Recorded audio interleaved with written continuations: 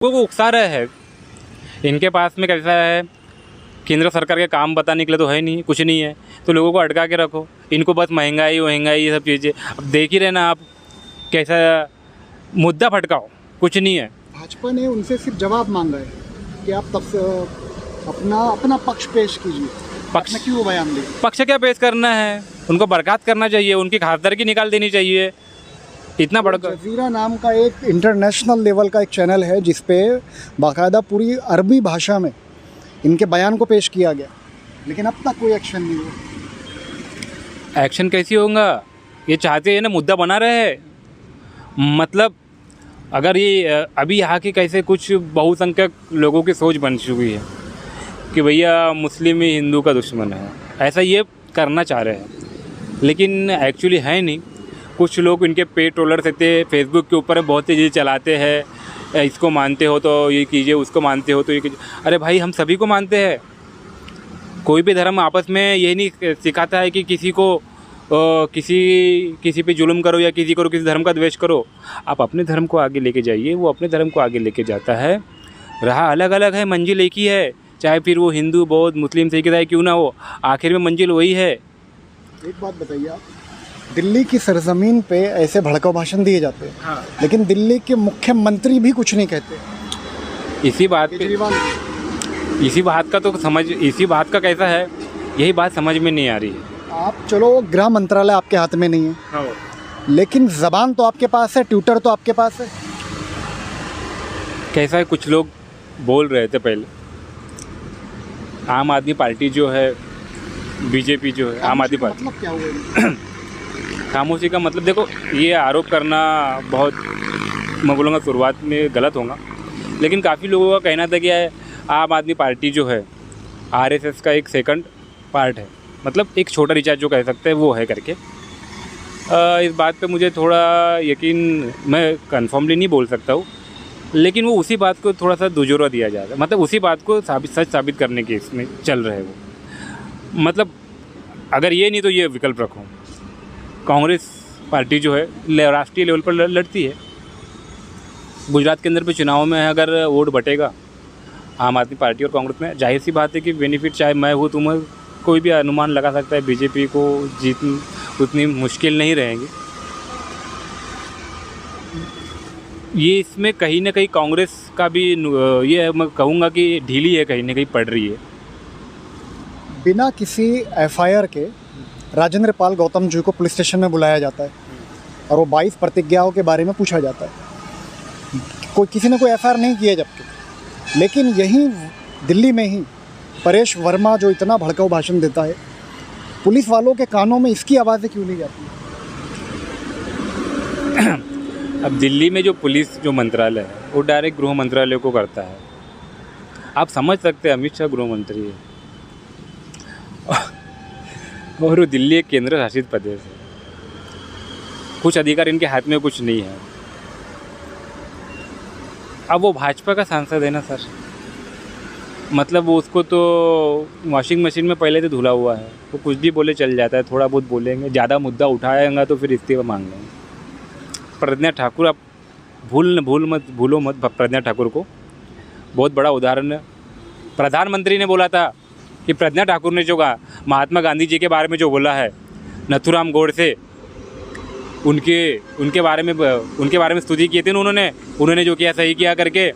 प्रधानमंत्री ने क्या कहा था लोकसभा के पहले? नहीं, मेरा दिल दुखा हुआ है, मैं बहुत आहत हुआ हूँ। अरे भाई, आहत हुआ है तो तेरे हाथ में है ना, उम्मीदवारी क्यों दे रहा है? उम्मीदवारी भी देना है, चुनाव में भी आहत भी होना है, मतलब मेरा दिल भी दुखा है, सब कुछ है। मतलब हाथी की दांत दिखाने कुछ और खाने के कुछ और। मतलब एक तो सहानुभूति भी, ऊपर से ये भी, और जितने भी ये लोग नाम लेते हैं, सरदार वल्लभ भाई पटेल हो, जो दुनिया भर के जितने भी बड़े बड़े नेता हो गए, ये सब पहले कांग्रेस ही रह चुके हैं। अब उन्होंने क्या कहा था क्या नहीं कहा था, तो ये अब वो कहते हैं कि वो पहले थे कांग्रेस की विचारधारा के विरुद्ध। भैया, कांग्रेस की विचारधारा के विरुद्ध होंगे तो कांग्रेस में क्यों थे? उन्होंने वहाँ पे कांग्रेस छोड़े क्या? उन्होंने नहीं छोड़े ना। तो ये लोग साबित करने की कोशिश करते हैं, कुछ न कुछ नया टॉपिक लेके आते हैं। अब कुछ चीज़ें किसी को पटती नहीं है, इसका ये मतलब नहीं है कि अगर आपके घर की कुछ बातें आपको नहीं पट रही है तो आप घर के खिलाफ हो जाओगे क्या? आप घर छोड़ दोगे क्या? नहीं। बच्चे ने खाना नहीं खाया, आपको नहीं पड़ा, तो घर छोड़ दोगे कि आपके बच्चे ने, अगर आपकी वाइफ ने अगर आपके बच्चों को अगर समय पे खाना नहीं दिया, थोड़ा सा बच्चा रो रहा है, तो आप सिर्फ अपना मत मानोगे? ऐसा नहीं होना चाहिए। इसका मतलब ये नहीं कि आप अपने वाइफ के विरोधी हो, घर के विरोधी। तो ये चीज़ें छोटी मोटी चीज़ें, एक उदाहरण दे रहा हूँ आपको, ये छोटी मोटी चीज़ें है, तो इसका दिया जाता है। और सबसे बड़ी बात तो इसके अंदर में कांग्रेस भी बहुत बड़ी कमजोरी है कि ये लोग अपने आप को मतलब लोगों को समझाने में सफल नहीं हो पा रहे हैं, नहीं समझा पा रहे हैं। और इनके कुछ नेता आ जाके इनकमिंग चालू है भाजपा के अंदर में, देख ही रहे अपन, और ये सब चीज़ें चली रही है। जब तक अपोजिशन स्ट्रांग नहीं रहेगा और अपोजिशन एक नहीं रहेगा, ये देश का कुछ नहीं हो सकता है। भाजपा को रोकना है तो जो राष्ट्रीय पक्ष है, जो कांग्रेस है, फिर जो हर राज्य में जो पक्ष है, उनको साथ में युति करके लड़ना चाहिए और ये भाजपा को रोकना चाहिए।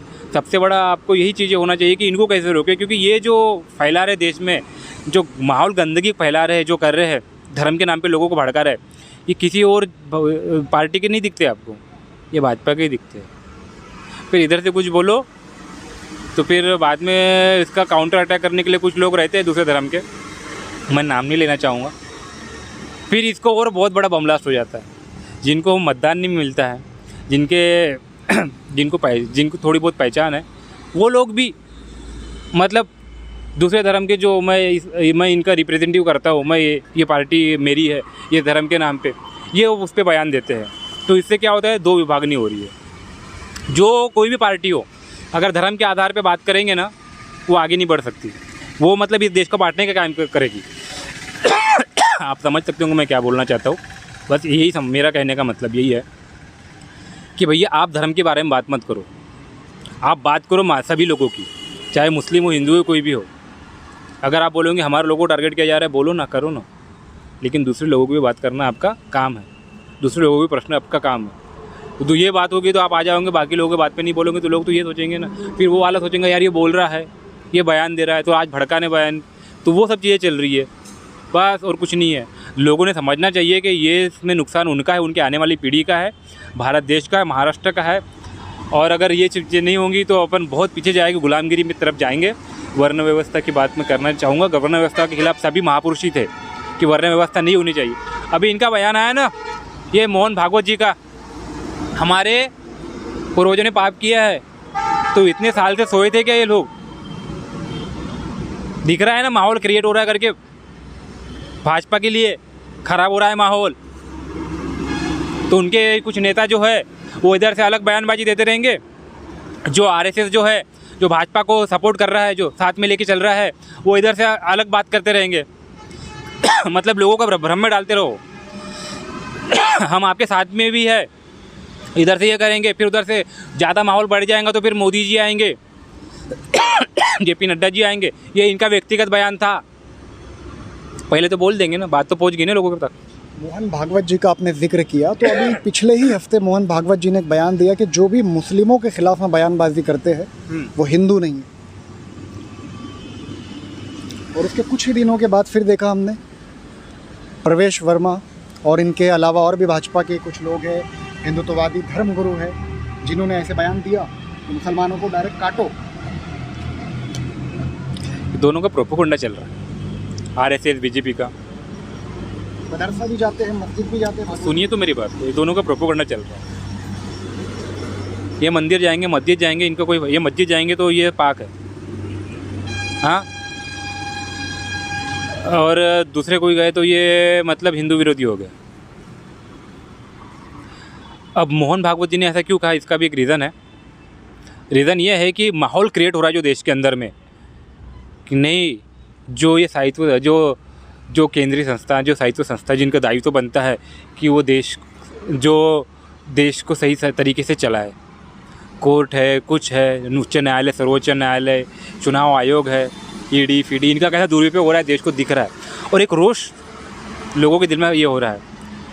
और ये धर्म के खिलाफ हमको भड़का रहे, धर्म के नाम पर हमको बेवकूफ़ बना रहे, लोगों को समझ में आ रहा है।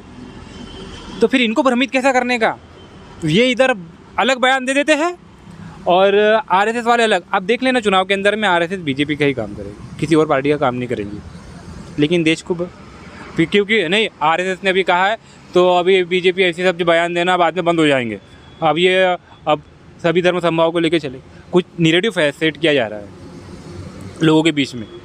लेकिन मैं टोटली भ्रम है कहना चाहूँगा, ये मस्जिद में गए तो इसी ने कुछ नहीं कहा है, जबकि ये हम उद्धव बाला साहब ठाकरे के लिए बोलते कि हिंदुत्व के विरोधी है, और ये मस्जिद में आ रहे थे कुछ नहीं।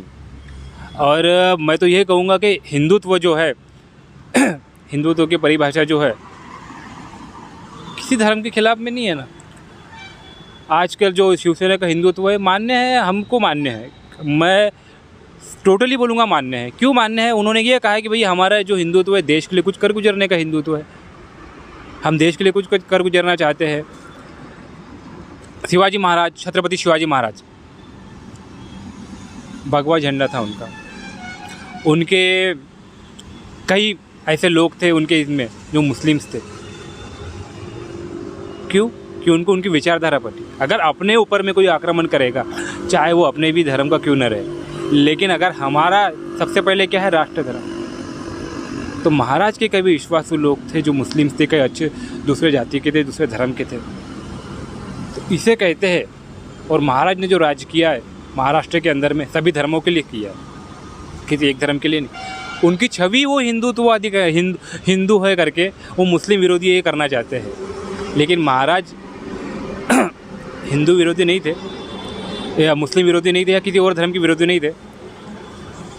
वो अगर किसी धर्म का, आप मुस्लिम हो, मैं बौद्ध हूँ, कोई और धर्म का क्यों ना क्यों, कोई हिंदू है, कुछ है, इसका ये मतलब नहीं है कि आप दूसरे धर्म के बारे में द्वेष करते हो। द्वेष करना ही नहीं चाहिए। आप अपनी विचारधारा लेके चलिए, वो अपनी विचारधारा लेके चलते हैं, लेकिन किसी दूसरे धर्म को ठेस पहुँचाए बिना अपनी विचारधारा साथ में लेके चलो। और कोई भी धर्म ये नहीं कहता कि आप दूसरे धर्म के बारे में गलत कहोगे, आपका धर्म नहीं सिखाता है। ये तो भाजपा के जो प्रोपेगेंडा चल रहा है वही सिखाते हैं। मुस्लिमों को गालियाँ दो, मुस्लिमों को आने मत दो, यही चीज़ है। लेकिन मुस्लिमों का मेन चीज़ नहीं है। मुस्लिम के कंधे पे बंदूक रख के ये वर्ण व्यवस्था लागू करना चाहते हैं। गुलामों को गुलाम बनाओ। आप देख रहे दो ही मार्केट में नाम चल रहे हैं अब, अडानी और अंबानी। कोई ये खरीद रहा है, कोई वो खरीद रहा है, ये खरीद रहा, बाकी लोग कहाँ है? बाकी लोग गए जो चुनाव में मदद करेंगे हमारी, उनको ऊपर लेके जाएंगे, बाकी कुछ नहीं। बात यही है। और आरएसएस बीजेपी एक ही है। वो घाव पे कोई घाव दे रहा है तो कोई मरहम देने का काम कर रहा है, तो घाव भी यही देंगे, मरहम भी यही देंगे। तो लोग समझना चाहिए हथियार भी इन्हीं के पास में बोल रहे हैं। और मरहम जो है, मरहम नहीं है, वो कुछ दिन के लिए नहीं कि अपन दवाई खाते तो थोड़ा सा अच्छा लगता है, वो है। आपको इसका इलाज जो है अपने घाव का परमानेंट इलाज करना है। इसलिए आपको भाजपा हो या आरएसएस हो, अगर आप इनके तंगुल में ना फंसोगे तो ही बेहतर है, वरना आपका कोई भरोसा ही नहीं। हम तो संघर्ष कर रहे हैं, आप भी करो, साथ में लड़े मिलो, तब जाके कुछ होगा, वरना कुछ नहीं मिलने वाला है।